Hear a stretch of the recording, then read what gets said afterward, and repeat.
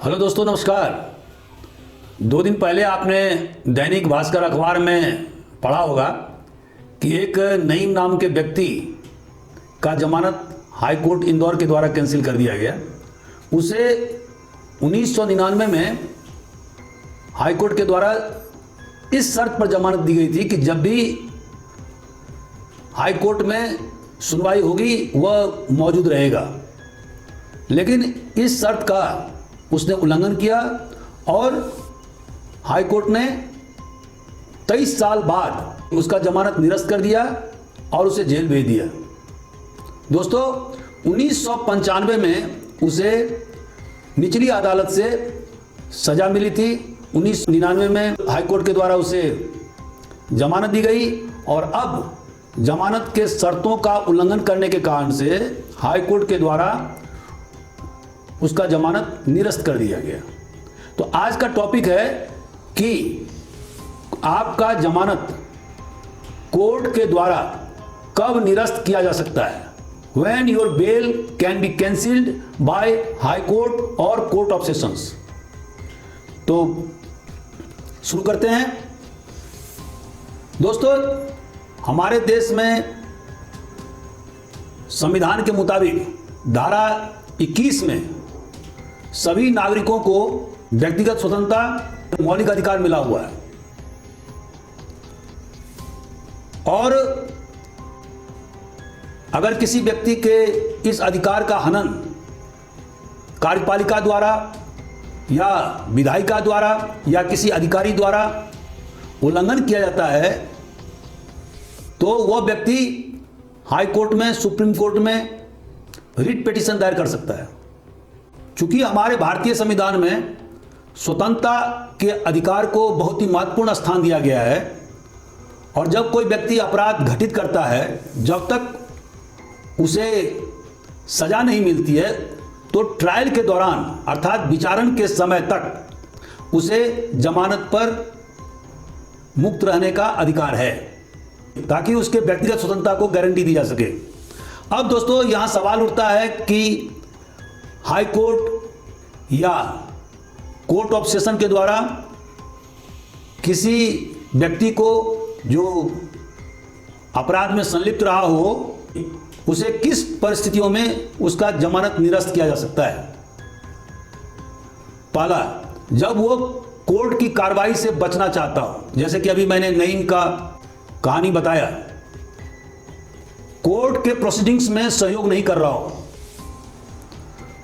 अगर वह व्यक्ति जो जमानत पर है वो कोर्ट के द्वारा दिए गए सहूलियतों का उल्लंघन करता है और उसका मिसयूज करता है,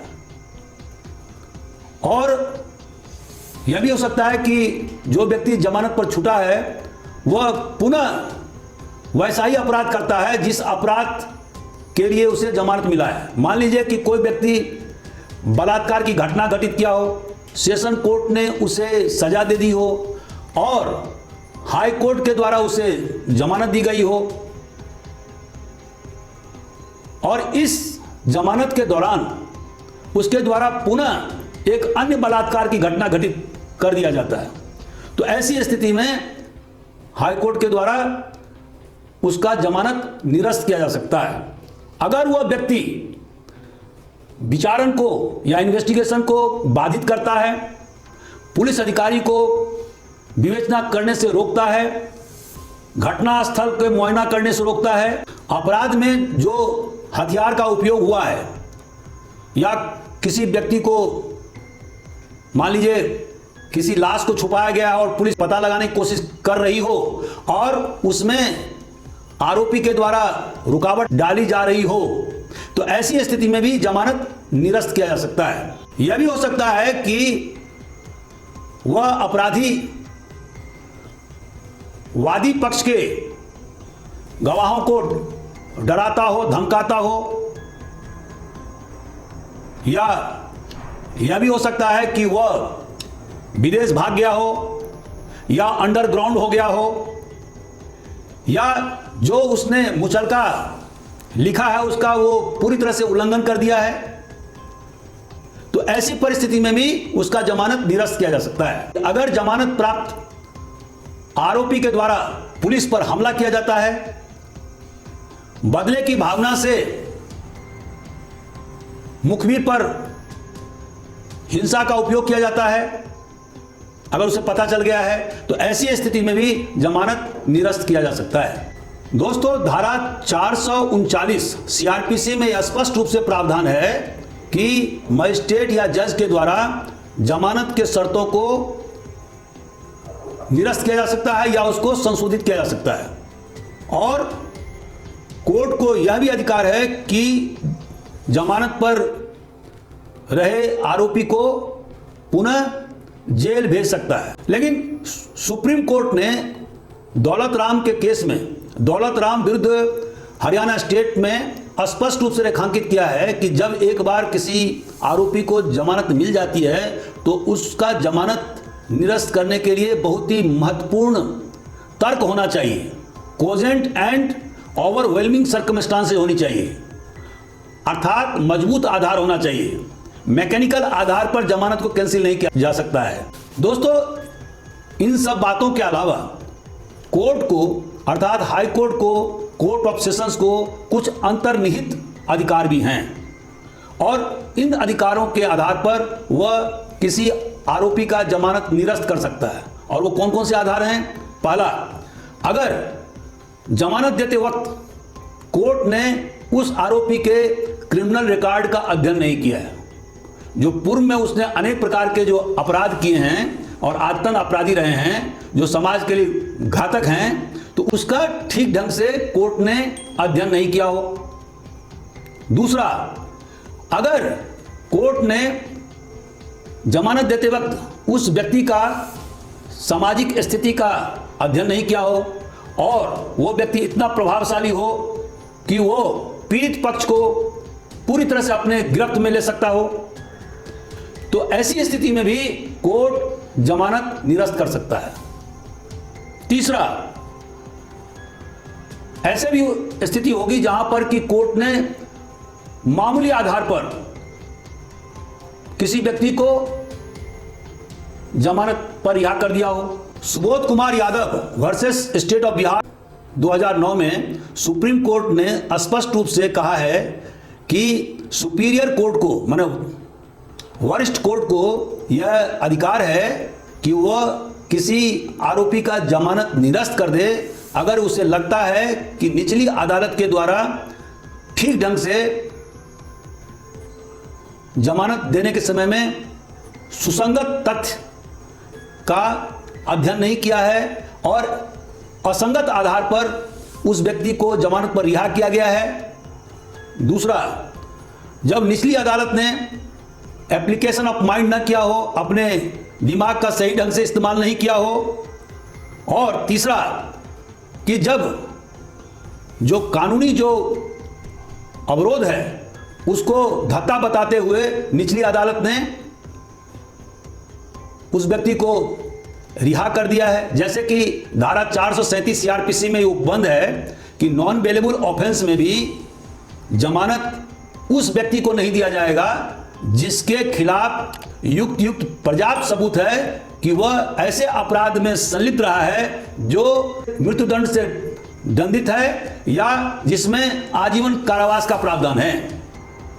लेकिन अभी सुप्रीम कोर्ट ने एक महिला को जमानत पर रिहा करते वक्त यह बताया कि उसके लिए एक एक्सेप्शन है, और वो एक्सेप्शन क्या है? ऐसे मामले में भी जमानत पर आरोपी को रिहा किया जा सकता है जहां पर आरोपी की उम्र 16 साल से कम हो, वह महिला हो, वह बीमार हो या वह अस्थिर दिमाग का व्यक्ति हो, और जहां पर जो कोर्ट की कार्रवाई हुई है वो सम्यक रूप से सही नहीं है।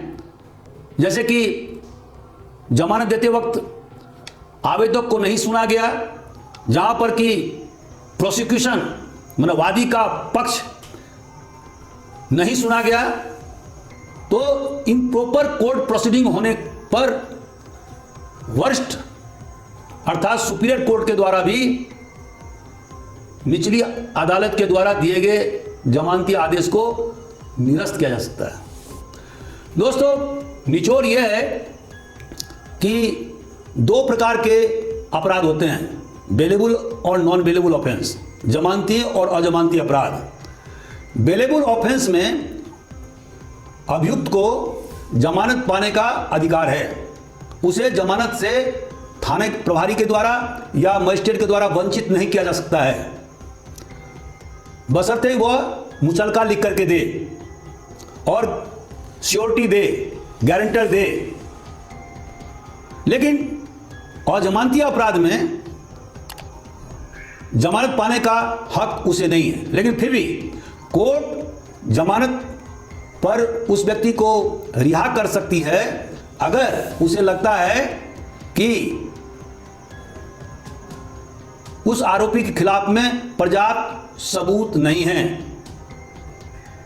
तो जब तक विचारण हो रहा है तो कुछ शर्तों के साथ में कोर्ट और जमानती अपराध में भी जमानत दे सकती है, लेकिन कोर्ट अपने पूर्व के डिसीजन को, पूर्व के निर्णय को पुनर्मूल्यांकन नहीं कर सकती है, क्योंकि वह धारा 362 के द्वारा हिट हो जाएगा।